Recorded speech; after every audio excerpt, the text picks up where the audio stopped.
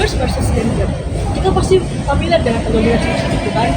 Terakhir di era yang berbeda, membuat mereka tumbuh dan berkembang dengan cara berbeda pula.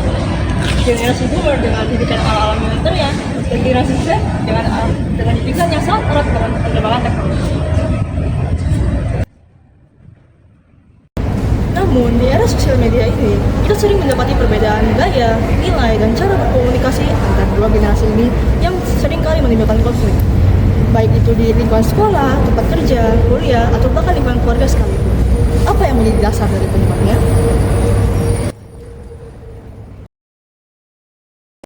Selamat datang di channel Ekspektasi dan Realitas. Bersama saya, Charles Effendi, kita akan membahas tentang bersosialisasi dengan semua generasi.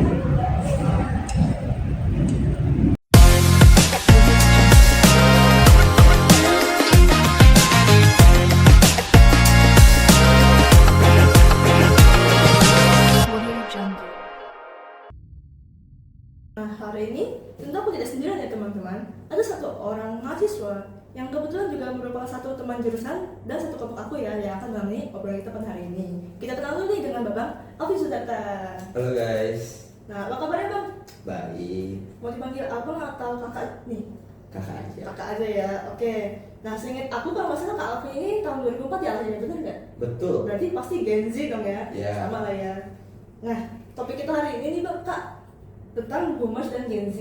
Kakak tahu kan boomers dan Gen Z itu apa? Tahu. Nah, pasti kakak juga pernah dong nih berinteraksi dengan generasi boomer. Nah, pernah nggak sih obrolannya tuh nyambung nih ternyata atau malah nggak nyambung atau malah berdebat nih dengan generasi boomer? Well, kalau pengalaman aku personally, aku jarang memilih untuk berdebat dengan boomer sih, walaupun bisa didebatin gitu ya. Boomer itu rata-rata dia tuh keras kepala gitu.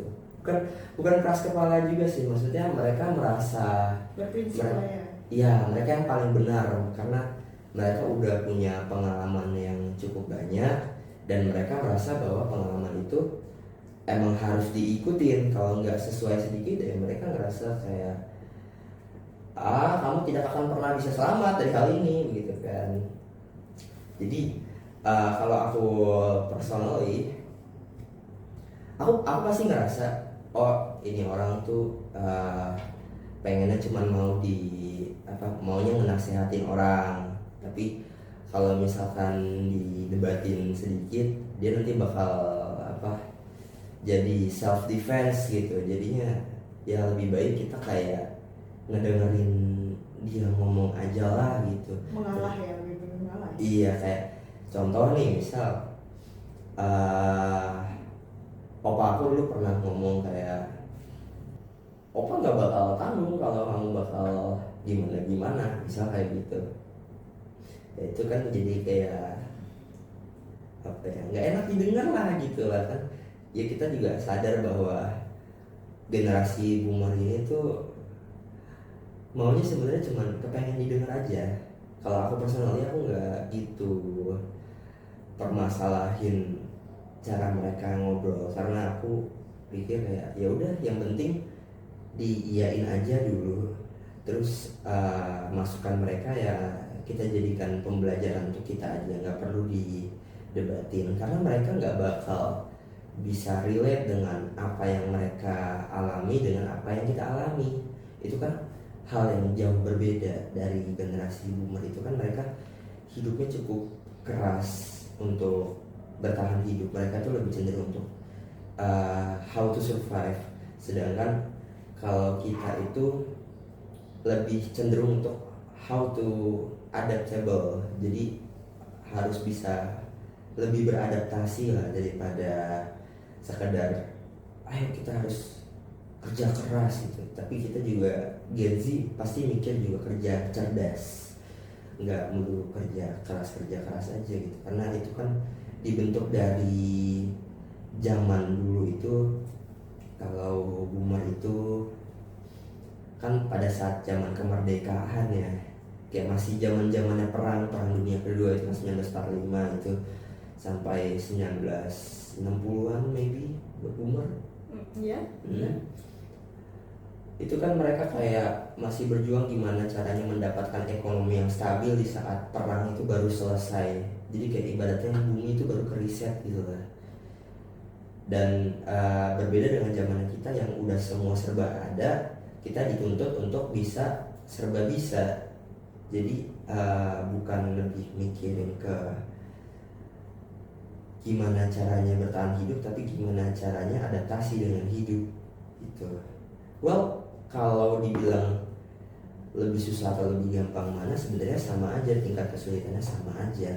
Mereka susahnya itu karena mereka nggak dapet teknologi, kalau kita susahnya karena kita harus adaptasi dengan cepat dengan teknologi gitu.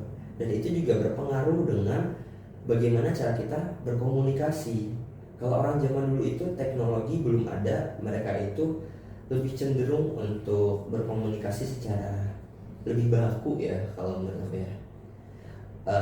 Karena mereka hanya berdasarkan panduan dari buku literatur yang diajarkan di sekolah, misalkan kayak bahasa-bahasa baku, saya, anda, pokoknya yang gimana ya, yang kurang Formal ya. iya, yang formal-formal gitu.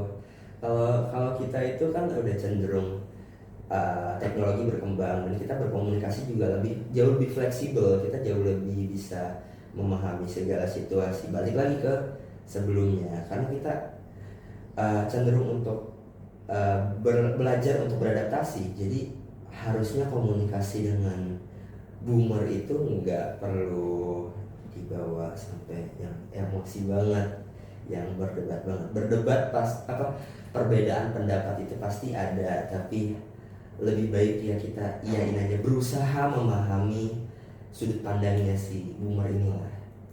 Berempati dengan mereka berarti ya Kak ya. Oke. Nah tadi kan sudah berjelasin boomer ya Kak ya. Nah biar nggak subjektif nih, aku juga mau nanya ini tentang pernah nggak nih pasti obrolan kataku nggak nyambung atau malah berdebat dengan sama Gen Z nih? Oh, Gen Z.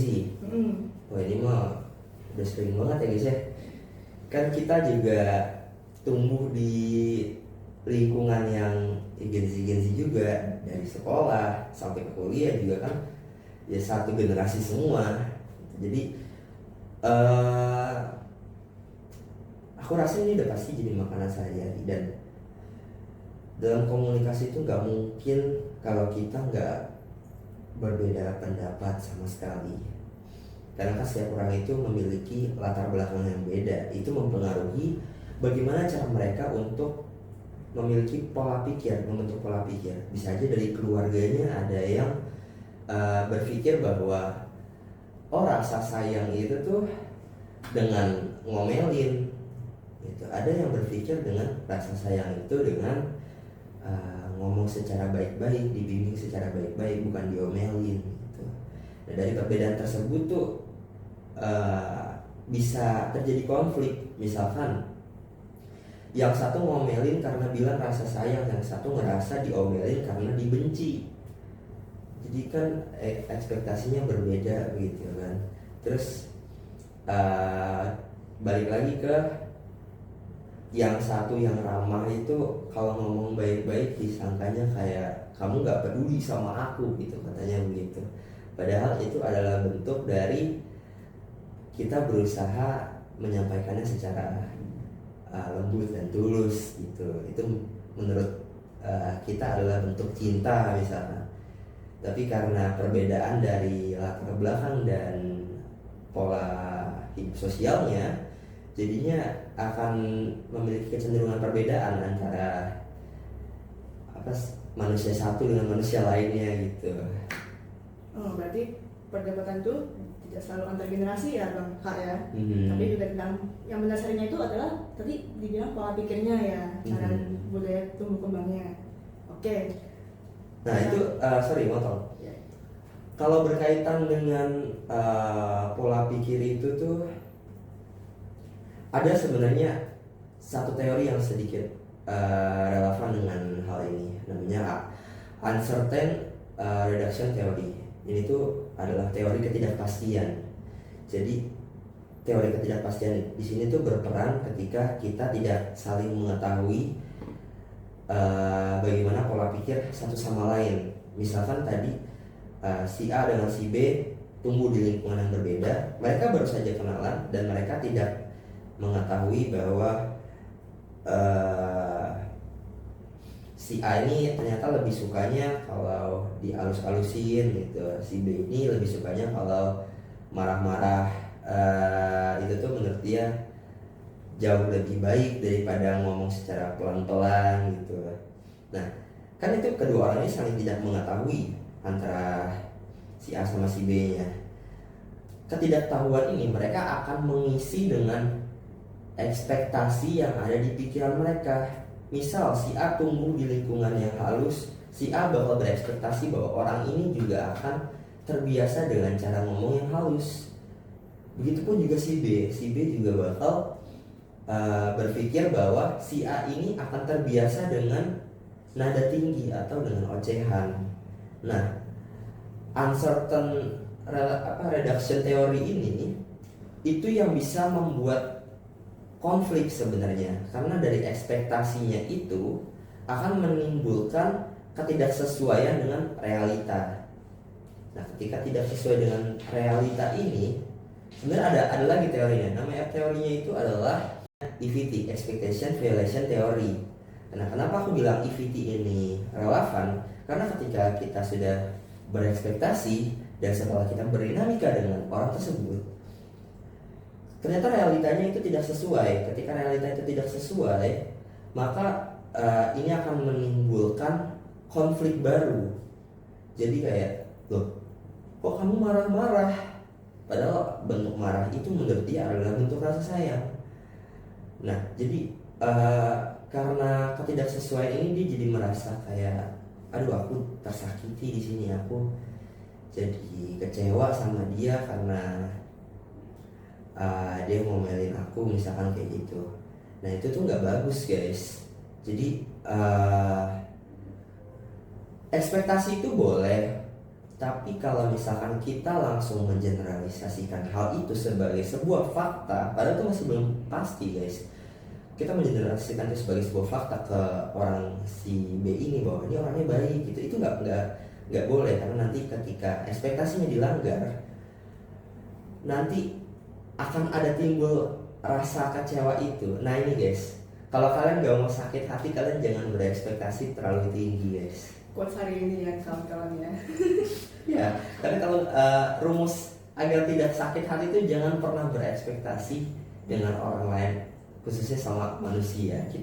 Kita boleh praduga dengan orang lain, tapi kita itu tidak boleh langsung ngecap orang itu sesuai dengan apa yang kita duga. Kita harus tetap berusaha objektif bahwa oh iya, setiap orang itu sama itu. Oke. Maksudnya, setiap orang itu sama, maksudnya sama dalam hal yang umum ya, bukan sama dalam apa yang kita rasakan.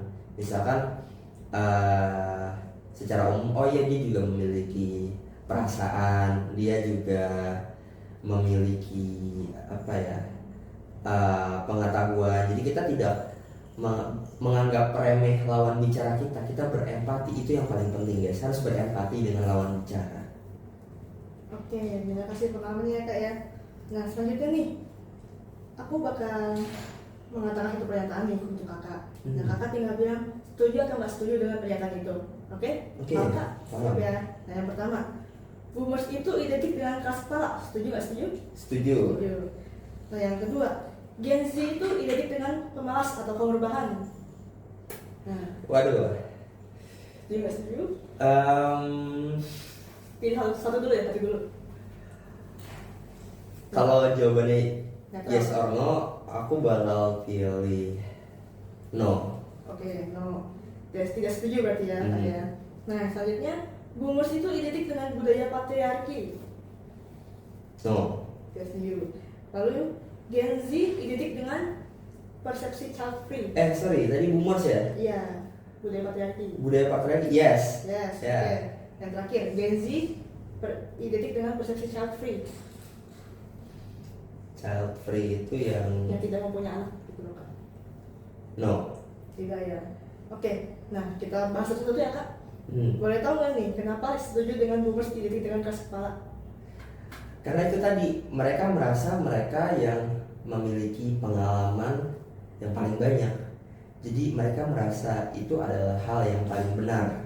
Ketika sesuatu tidak berjalan dengan apa yang mereka rasakan, mereka bakal mikir kayak, lu pasti mati, lu pasti nggak bisa bakal bertahan hidup gitu. Karena gua nih udah ngerasain kerasnya hidup loh. Lu kalau kayak begitu aja udah nyerah, ya lu nggak bakal bisa hidup. Itu pola pikir mereka. Sedangkan pola pikir kita adalah kita tetap bagaimana cara mempertahankan hidup, cuman dengan cara yang lebih efektif dan efisien, bukan dengan harus tenaga keras melulu gitu. Karena kita juga lebih berpikir ke bagaimana kita harus tetap survive, adaptable di saat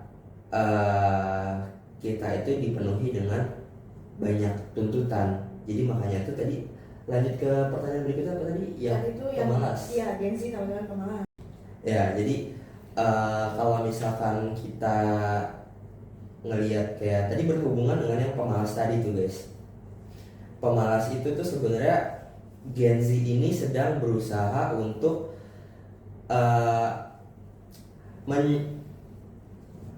berusaha bekerja secara efektif dan efisien, gak seperti yang cara boomers lakukan. Kalau boomers ini kan dia cenderung untuk bekerja keras karena emang pada zamannya dulu tuh mereka emang kan baru selesai dari masa perang dunia, jadinya ibarat dunia itu keriset gitu. Mereka harus berjuang mati-matian, belum ada teknologi. Jadi pola pikir mereka tuh adalah kerja keras itu sama dengan hidup. Sedangkan kalau Gen Z itu mereka dituntut untuk beradaptasi dengan cepat. Menurut mereka itu waktu itu sangat penting. Tapi sebenarnya mereka itu nggak sadar bahwa mereka sedang terbiasa untuk beradaptasi dengan cepat. Karena efek beradaptasi dengan cepat ini, mereka jadi cenderung untuk mencari solusi yang seefisien mungkin, seefektif mungkin, sehingga mereka bisa melakukan sesuatu dengan cepat, beradaptasi dengan cepat. Nah, gara-gara mereka menciptakan sesuatu yang efisien, boomer ini akan melihat bahwa Gen Z ini adalah orang yang pemalas.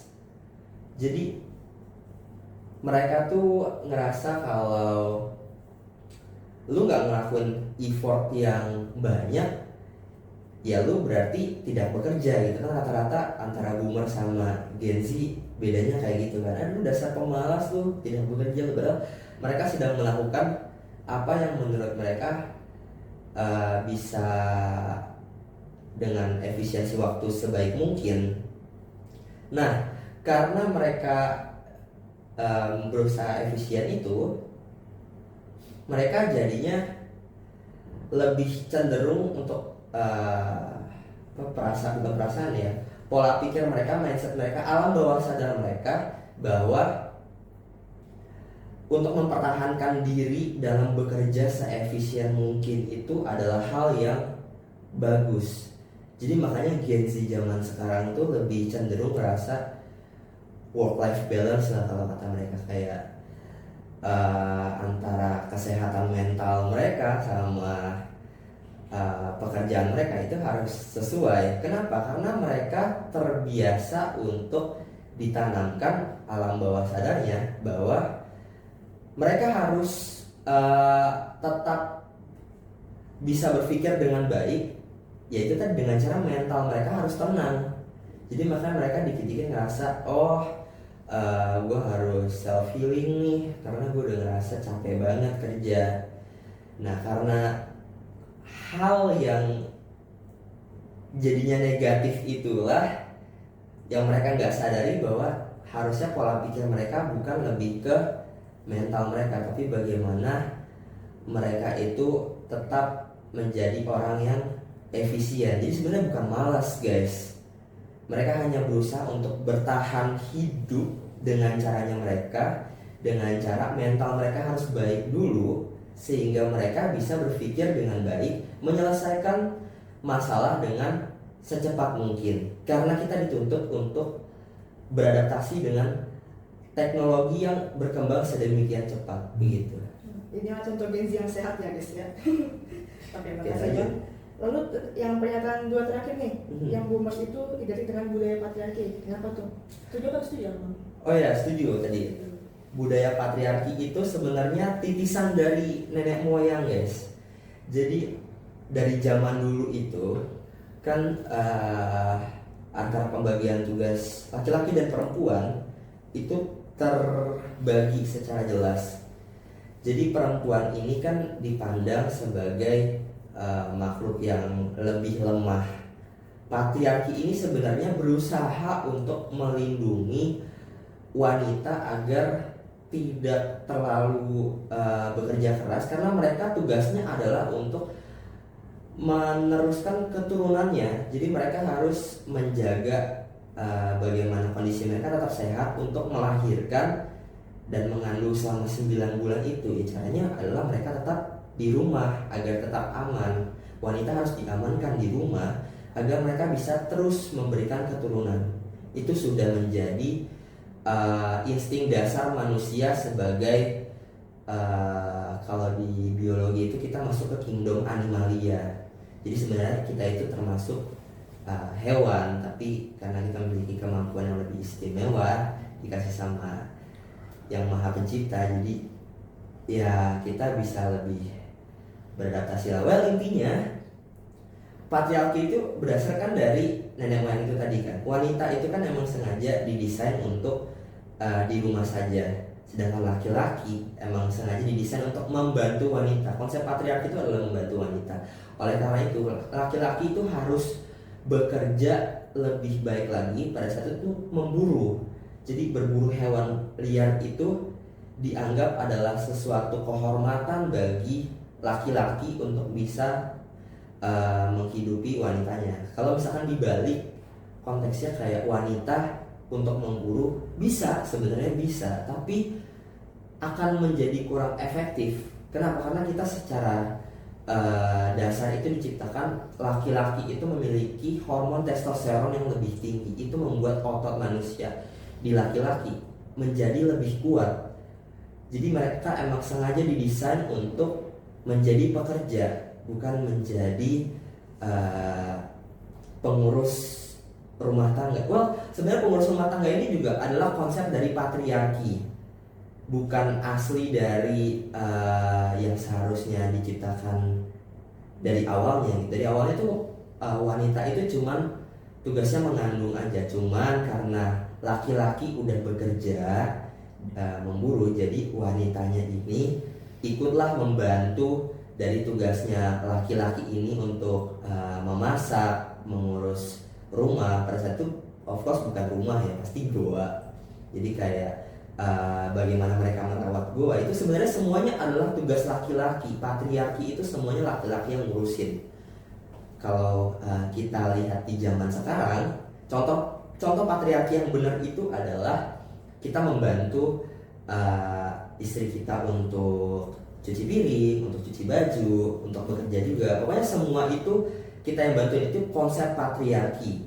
Berbeda dengan konsep kesetaraan gender. Kalau kesetaraan gender ya semuanya bisa memainkan peran itu, nggak harus laki-laki yang ngebantu cuci piring atau nggak harus laki-laki yang kerja gitu. Nah, konsep patriarki ini berubah seiring waktu karena efisiensi waktu. Jadi laki-laki ini dari pagi sampai sore itu mereka udah bekerja untuk mendapatkan nafkah, sedangkan yang wanita ini kan gak ngapa-ngapain di rumah. Timbullah perlahan bahwa oh aku juga pengen ngebantuin kamu deh, karena kamu udah capek banget, aku jadinya harus bisa masak buat kita di rumah gitu kan. Kalau semuanya ngandelin kamu kan kasihan. Nah, konsep dari rasa saling kasihan itu perlahan jadi ngebentuk persepsi masyarakat yang modern ini, khususnya boomer, bahwa laki-laki itu harus bekerja dan wanita itu harus mengurus rumah. Itu konsep patriarki secara modern, padahal aslinya patriarki tidak seperti itu. Kalau yang sekarang kan patriarki itu kayak lu nggak boleh kerja wanita, lu harusnya di rumah aja gitu kan. lu harus melayani gue di rumah, pokoknya gue nggak mau tahu rumah harus bersih apa segala macam gitu kan. Itu patriarki yang salah sebenarnya. Patriarki yang benar itu ya pokoknya semuanya tanggung jawab dari si suaminya ini, si laki-lakinya ini, bukan si wanitanya. Si wanitanya hanya bertugas untuk meneruskan keturunannya aja gitu. Cuman karena berpadu dengan konsep dari kesetaraan gender, jadinya perlahan mulai ada pembagian tugas yang lebih jelas gitu. Cuman kalau sampai kaku seperti boomer, again balik lagi, boomer itu kan mereka generasi yang cukup keras hidupnya, jadi mereka cenderung kaku, sehingga mereka menganggap bahwa peraturan ini tuh harus dan wajib untuk diikuti. Misalkan lu melawan suami, nggak mau nyuci baju, nggak mau nyuci piring, lu durhaka gitu kan. Padahal nggak gitu kan di di agama. Aku nggak tahu sih di agama ada harus begitu atau enggak, tapi menurut aku itu nggak baik guys. Ya better kalau sebelum menikah ya kalian harus kayak komunikasikan dengan baik pembagian tugasnya. Aku maunya gimana gitu, biar nanti nggak balik lagi ke uncertain reduction theory. URT itu kan ketika misalkan nih udah nikah, baru pertama kali nikah, kita nggak tahu apa-apa tentang pernikahan, tiba-tiba kita punya pola pikir bahwa yang paling buruknya, oh kamu tuh sebagai wanita tidak menjalankan tugas cuci piring dengan baik karena emak aku tuh selalu nyuci piring gitu kan. Arti itu kan bisa terbentuk karena dari kebiasaan sosial dia kan gitu, mengisi dengan sesuatu yang terburuk menurut dia adalah dia tidak nyuci piring, dia tidak nyuci baju gitu kan. Nah itu jadi berbahaya guys, karena ekspektasi itu nanti tidak sesuai dengan kenyataan, masuk ke teori EVT tadi, expectation yang dilanggar. Jadinya ya akan terjadi debat, lama-lama tidak ada yang mau mengalah, ya pisahlah mereka. Makanya jadi banyak orang yang berpisah cerai itu ya karena seperti itu, mereka tidak berkomunikasi dengan baik. Harus berkomunikasi. Jadi dalam hubungan ini kita jadi bahas hubungan ya. Gak apa-apa kan. Masih dalam bentuk konteks komunikasi ya. Ya intinya tuh komunikasi itu emang penting dalam hubungan. Tapi yang lebih penting itu adalah bagaimana mau komunikasi tapi saling memahami. Itu adalah hal yang jauh lebih penting. Nah untuk balik lagi ke konsep patriarki tadi, jadi sebenarnya patriarki itu boleh tapi harus dikomunikasikan dengan baik. Patriarki di sektor mana aja, sektor lagi kan bahasanya kaku banget ya, di bidang mana aja. Misalkan hanya aku yang bekerja kah, atau aku harus bantu nyuci baju kah gitu, atau aku bisa bantuin kamu nyuci ngepel kah gitu, rumah kah. Patriarki itu bagus lah, tapi ya ada pada kadar dan komunikasinya yang baik. Lanjut tadi ke apa yang terakhir? Yang terakhir itu Gen Z itu identik dengan child free bukan? Gen Z identik dengan child free. Child free itu kan dia tidak mau punya anak karena berpikir bahwa punya anak tuh ribet, ngurusnya ribet. Itu sebenarnya balik lagi ke bagaimana mindset dia diciptakan di lingkungan yang serba cepat ini. Balik lagi, lingkungan yang serba cepat membuat mereka merasa harus memiliki pemikiran yang stabil. Pemikiran yang stabil membuat mereka harus merasa mereka memiliki psikologi yang stabil. Sehingga dari psikologi yang stabil itu mereka melihat punya anak itu sebagai ancaman. Kenapa? Karena pada saat mereka mau bikin anak dan mereka melihat generasi boomer ini kayak ada yang ngeluh banget punya anak, aduh lu bandel banget gitu. Jadi karena ngelihat dari pengalaman orang tuanya tadi, masa lalu di URT itu, sehingga mereka merasa mental mereka itu belum siap untuk punya anak. Mereka udah keduluan dimasuki dengan ekspektasi mereka oleh teori URT tadi, sehingga mereka merasa lebih baik aku child free deh. Padahal sebenarnya nggak semua orang itu child free. Jadi child free itu adalah subjektivitas. Tidak semua Gen Z seperti itu. Bahkan mungkin boomer ada yang seperti itu. Jadi aku bilang tadi child free tidak setuju. Saya tidak setuju karena tidak semua Gen Z seperti itu. Bahkan ada boomer juga yang seperti itu. Berarti persepsi child free ini lebih ke mindset masing-masing ya, bukan generasi ya Kak ya. Oke, terima kasih nih Kakak Alvin atas sharing-sharingnya. Nah, dari tim kita nih Kak, kita udah merangkum beberapa berita nih untuk kita bahas hari ini. Nah, Kakak sering dengar nggak sih berita atau cerita atau bahkan mengalami langsung nih tentang perdebatan antara Gen Z dengan boomer di tempat kerja? Sering. Sering ya. Nah, kita udah ada beritanya yang kita rangkum. Yang sorotannya itu adalah corporate culture clash Kak. Seperti yang tadi ya, perdebatan atau perselisihan budaya di tempat kerja ya. Nah, karena waktu aku baca intinya aja ya Kak ya. Nah, generasi boomer dikenal memiliki etos kerja yang tinggi.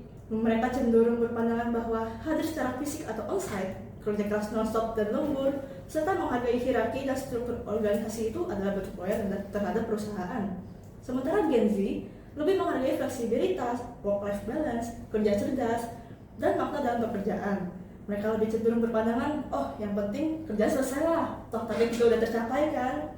Nah, dan mungkin kakak juga relate ya, Gen Z lebih mendukung work from home atau seenggaknya hybrid lah, WFO atau enggak WFH gitu ya setengahnya. Nah, di negara kita sendiri, dalam dunia pekerjaan nih, konflik boomer dan Gen Z ini sering terjadi ketika anak-anak teknologi, Gen Z dan gabungan milenial digabung dalam birokrat senior yang kebanyakan diduduki oleh gen para boomer ya, saling memiliki perbedaan nilai, cara kerja, dan bahkan ekspektasi dalam bekerja sama. Nah, menurut kakak, apa sih yang sering mendasari konflik antara dua generasi ini? Dan ada nggak ya cara agar generasi yang berbeda ini saling menyesuaikan dan bekerja sama dalam konteks pekerjaan? Oke, jadi kalau aku nggak salah tangkap tadi intinya pertanyaannya perbedaan sudut pandang antara boomer sama Gen Z ya. Oke, kalau boomer ini kan again balik lagi mereka itu berasal dari generasi yang semuanya serba mulai dari awal. Jadi mereka itu terbiasa dengan hal yang keras, bekerja keras. Pokoknya bekerja di kantor itu kalau lu nggak rajin, lu bakal dicap pemalas, lu bakal dicap lemah, ada segala macam gitu.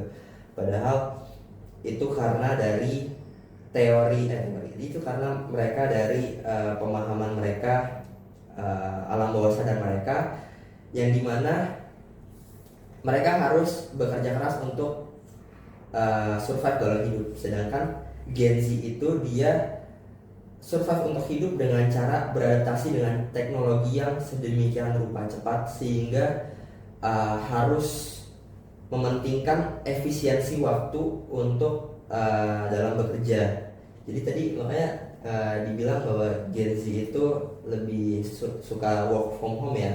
Itu karena Gen Z secara alam bawah sadar mereka merasa bahwa work from home ini sesuai dengan bagaimana mereka dibentuk dan tumbuh berkembang. Mereka tumbuh berkembang dengan teknologi yang sedemikian cepat sehingga ketika sesuatu merasa cepat dan itu aman untuk bagaimana cara mereka berpikir dengan tenang, mereka akan cenderung memilih opsi itu. Sebenarnya kedua hal ini gak ada salahnya, hanya saja pendekatan mereka itu berbeda. Yang satu lebih cenderung untuk bagaimana berusaha sekuat mungkin untuk menjalankan hidup atau dalam berbisnis dan sebagainya. Yang satu lagi berusaha untuk bagaimana secepat mungkin dalam menjalani hidup atau dalam berbisnis dan sebagainya. Nah tadi kakak nanya bagaimana caranya agar dari boomer sama Gen Z agar tidak bisa saling bekerja sama lah, menyelesaikan satu sama lain. Ya, agar nggak berdebat tapi bisa bekerja sama ya. Of course dari boomernya dulu harus memahami bahwa efisiensi itu sangat penting untuk Gen Z. Jadi mereka harus terbuka dan open minded bahwa cara-cara revolusioner dari Gen Z itu sebenarnya nggak jelek-jelek amat kok. Dan juga untuk dari Gen Z-nya Gen Z juga harus open minded. Mereka harus bisa memahami bahwa kerja secara efisien itu nggak melulu hasilnya efektif. Mereka itu harus memperhitungkan juga efisiensi mereka terhadap efektivitas dari apa yang dimau oleh organisasi atau perusahaan. Nah, yang Gen Boomer mau ini adalah seberapa efektifnya, yang si Gen Z ini mau seberapa efisiennya. Mereka harus sama-sama berkomunikasi, harus sama-sama mau saling memahami, bertukar pikiran, open minded, jangan fixed minded. Fixed minded itu kalau misalkan kita pokoknya percaya apa yang kita yakin itu benar. Open minded itu kita menerima masukan orang lain dan kita mencoba untuk mau bereksplorasi. Sorry, ini aku mau tahu sedikit. Ada sebuah quotes yang menarik nih guys. Kalau misalkan kalian mau mengisi cangkir kalian dengan minuman yang lebih enak, kalian harus mengosongkan cangkir kalian dulu untuk kalian bisa merasakan ilmu itu. Ketika kalian tidak mau mengosongkan cangkir kalian tidak akan pernah bisa menampung ilmu yang jauh lebih baik daripada yang kalian punya saat ini. Dan kalian juga tidak boleh untuk menahan air apa yang ada di cangkir kalian, karena belum tentu menurut kamu air ini yang paling bagus. Iya, yang paling bagus, padahal menurut orang lain yang paling jelek. Atau misalkan ternyata airnya kamu ini menurut orang lain adalah ide yang sangat brilian. Ini adalah hal yang membantu mereka untuk menjadi individu yang lebih baik. Nanti kamu juga akan mendapatkan air yang bagus juga dari dia. Saling bertukar pikiran itu bagus guys. Again, balik lagi apa yang aku bilang sebelumnya, kalian harus bisa berkomunikasi. Yang paling penting adalah komunikasi yang mau saling memahami. Udah, oke kak. Oke, terima kasih kak. Nah, jadi di sini aku ingin tarik kesimpulannya, kakak dan teman-teman ya. Jadi intinya kita sebaiknya jangan berekspektasi tinggi ke orang yang baru dikenal, benar? Betul. Lalu yang kedua, berkomunikasilah daripada berasumsi. Betul. Nah, lalu juga empati tidak kalah pentingnya, betul kak? Betul. Lalu jangan pernah berharap untuk berubah orang lain, benar kak? Betul. Dan paling kita paling penting nih, kita harus selalu menghargai dan menghormati siapapun itu tanpa memandang usia, generasi, budaya ataupun perbedaan, benar kak? That's it. Ya, oke. Nah, kita udah sampai di penghujung acara nih kak. Ada nggak permohonan untuk para generasi boomer nih dari kakak selaku Gen Z? Baik dari boomer maupun dari Gen Z sih ini. Jangan keras kepala. Kalian harus mau saling memahami lah. Itu aja sih dari aku. Nah, kalau ada nggak nih pesan dari atau nasihat nih dari kakak ke generasi selanjutnya nih, generasi Alpha dan Beta yang baru mulai tahun ini ya, dari kakak selaku Gen Z?